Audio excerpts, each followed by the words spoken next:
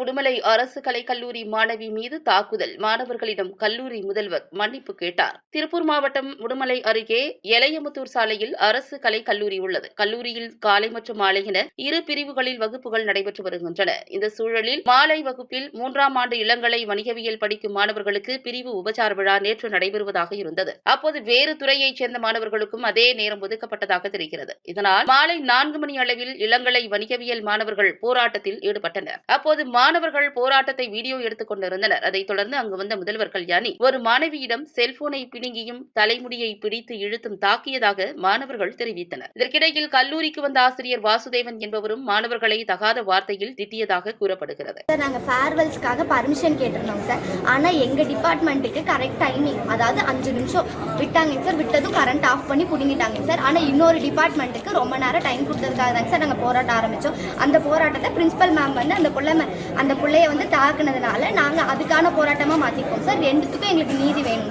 2 மணிலேருந்து 3 மணிக்குள்ளே முடிச்சிட்டாங்க சார். நாங்கள் முடிக்கலாங்க சார். அதுக்குள்ளே மெயின் ஆஃப் பண்ணிட்டாங்க சார்.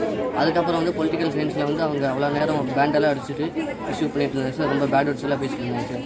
அதுக்கு வந்து நாங்கள் வந்து கேட்டோம் சார், ஏன் அவங்களுக்கு மட்டும் பெர்மிஷன் கொடுக்குறீங்க, எங்களுக்கு ஏன் கொடுக்க மாட்டேங்கிறீங்க அப்படின்னு கேட்க வந்தாங்க சார். அப்போ வந்து இவங்க யாருமே ரெஸ்பான்ஸ் பண்ணலைங்க சார். அதுக்கப்புறம் எங்கள் டியூட்டர் வந்துட்டு போய் ஹெச்ஓடி பேச சொன்னாங்க சார்.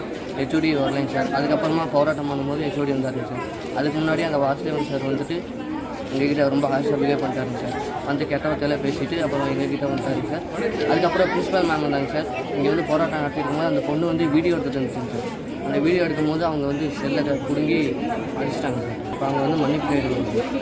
பிரின்சிபல் சார் மேமும் அந்த சாரும் 2 பேருமே அவர் வந்து பேட் வேர்ட்ஸில் பேசுகிறார். இதனால் ஆத்திரமடைந்த மாணவர்கள் கல்லூரி முதல்வரை சிறைபிடித்து 5 மணி நேரமாக போராட்டத்தில் ஈடுபட்டனர். இதற்கிடையில் கல்லூரியில் துணை வட்டாட்சியர் சந்திரசேகர், காவல் ஆய்வாளர் ஜீவானந்தம் ஆகியோர் கல்லூரி முதல்வர் கல்யாணி மற்றும் மாணவர்களிடம் பேச்சுவார்த்தையில் ஈடுபட்டனர். அப்போது முதல்வர் அறையில் பாதிக்கப்பட்ட மாணவியிடம் கல்லூரி முதல்வர் மன்னிப்பு கேட்டதால் மாணவர்கள் போராட்டத்தை கைவிட்டனர். உடுமலை அரசு கலைக்கல்லூரி முதல்வர் மாணவி ஒருவரின் தலைமுடியை இழுத்து தாக்கிய சம்பவத்தில் முதல்வர் மன்னிப்பு கேட்க வலியுறுத்தி மாணவர்கள் 5 மணி நேரம் போராட்டத்தில் ஈடுபட்ட சம்பவம் உடுமலை அரசு கலைக்கல்லூரி பகுதியில் பெரும் பரபரப்பை ஏற்படுத்தியுள்ளது.